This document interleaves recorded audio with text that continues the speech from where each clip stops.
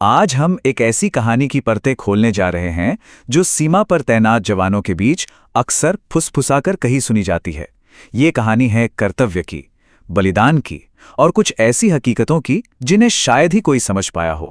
तो कहानी की शुरुआत होती है रात के सबसे गहरे और शांत पहर से, जब घड़ी की सुई ने ठीक 2 पर दस्तक दी। उस वक्त हवा में एक अजीब सी ठंडक थी। ये वो ठंडक नहीं थी जो मौसम की वजह से होती है, ये कुछ और थी, जैसे कोई अनहोनी होने का इशारा कर रही हो। और चारों तरफ बस एक गहरा सन्नाटा पसरा हुआ था, इतना गहरा कि वो किसी भी शोर से ज्यादा डरावना लग रहा था। ये जो जगह है, यह है भारत पाक सीमा पर मौजूद पोस्ट सीमा 17। और ये कोई ऐसी वैसी पोस्ट नहीं है, ये बदनाम है। कहते हैं पिछले 6 महीनों में यहां कोई भी जवान ज्यादा दिन टिक नहीं पाया। लोग कहते थे वहां कुछ तो है। और इसी पोस्ट पर अब ड्यूटी लगती है सिपाही अर्जुन सिंह की। अब अर्जुन जो था वो एक बहुत ही बहादुर और निडर सिपाही था। उसे इन सब बातों पर, मतलब भूत प्रेत डर, इन पर बिल्कुल भी यकीन नहीं था। वो हर चीज को तर्क से देखता था। पोस्ट पे पहुंचते ही उसके सीनियर अफसर ने उसे सब कुछ समझाया, लेकिन जाते जाते बस एक चेतावनी दी। और वो सिर्फ एक चेतावनी नहीं थी, वो एक सख्त आदेश जैसा था। लेकिन अर्जुन, वो तो अपनी बहादुरी के गुरूर में हंस पड़ा। उसका जवाब साफ था। वो दिखा रहा था कि वो कितना आत्मविश्वासी है, पर साथ ही उस अनदेखे खतरे को लेकर कितना लापरवाह भी। तो अर्जुन ने उस चेतावनी को एक कान से सुना और दूसरे से निकाल दिया। पोस्ट 17 पर उसकी पहली रात शुरू हुई, और इसी रात के साथ शुरू हुआ वो सिलसिला जिसने सब कुछ बदल कर रख दिया। रात 2 बजे तक सब ठीक था, बिल्कुल नॉर्मल।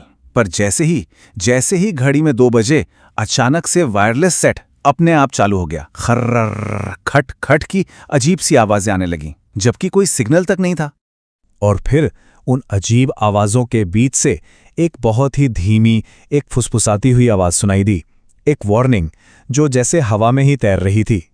अर्जुन ने इसे कोई टेक्निकल फॉल्ट समझकर नजरअंदाज करने की कोशिश की, लेकिन अगली रात वो आवाजें और भी करीब आ गईं। इस बार सिर्फ वायरलेस से नहीं, बल्कि बाहर से किसी के चलने की आहट सुनाई दे रही थी। ठक ठक ठक। अब अर्जुन से रहा नहीं गया। उसने अपनी बंदूक उठाई और हिम्मत जुटाकर बाहर निकला। बाहर घना कोहरा था, और उसी धुंध के बीच उसे दूर एक परछाई दिखाई दी, बिल्कुल एक फौजी की वर्दी में।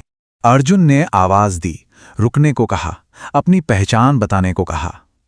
वो परछाई धीरे धीरे उसकी तरफ बढ़ने लगी।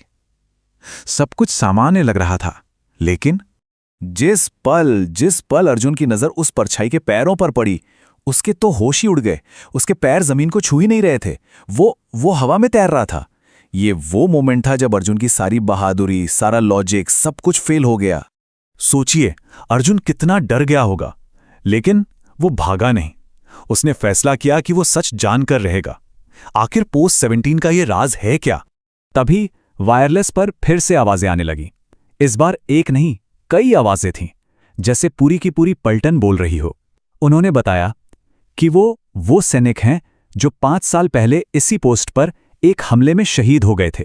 उनकी पूरी टुकड़ी मारी गई थी, लेकिन उनकी ड्यूटी अभी खत्म नहीं हुई है। वो आज भी इस पोस्ट की हिफाजत कर रहे हैं। अर्जुन ने जब ये पूछा कि वो उसे ये सब क्यों बता रहे हैं, तो जो जवाब मिला, उस जवाब ने अर्जुन को अंदर तक हिलाकर रख दिया। अर्जुन अभी इस बात को समझ ही रहा था कि अचानक गोलियों की तड़तड़ाहट से वो पूरा सन्नाटा टूट गया। दुश्मन ने हमला कर दिया था, और फिर वहां एक बहुत ही अजीब लड़ाई शुरू हुई। एक तरफ था अर्जुन, जो अपनी पूरी जान लगाकर लड़ रहा था, और उसके साथ कंधे से कंधा मिलाकर लड़ रहे थे वो साये, वो रूहानी पलटन।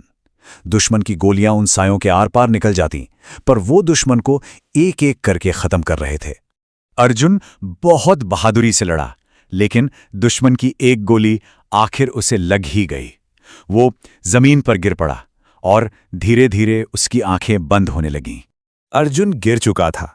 लड़ाई भी खत्म हो गई और वो रात भी बीत गई, लेकिन पोस्ट 17 की कहानी वो अभी खत्म नहीं हुई थी। अगली सुबह जब एक नई टुकड़ी पोस्ट पर पहुंची, तो वहां सब कुछ बिल्कुल शांत था। तभी एक जवान ने देखा, कोहरे में कुछ परछाइयां खड़ी हैं, सबके सब फौजी वर्दी में। ये पोस्ट के वही पुराने पहरेदार थे, वो शहीद सैनिक जो आज भी अपनी ड्यूटी कर रहे थे। लेकिन उन जाने पहचाने चेहरों के बीच आज एक नया चेहरा भी था। और वो चेहरा था अर्जुन सिंह का, जो अब हमेशा के लिए उन अनंत पहरेदारों में शामिल हो चुका था, अपनी अधूरी ड्यूटी पूरी करने के लिए।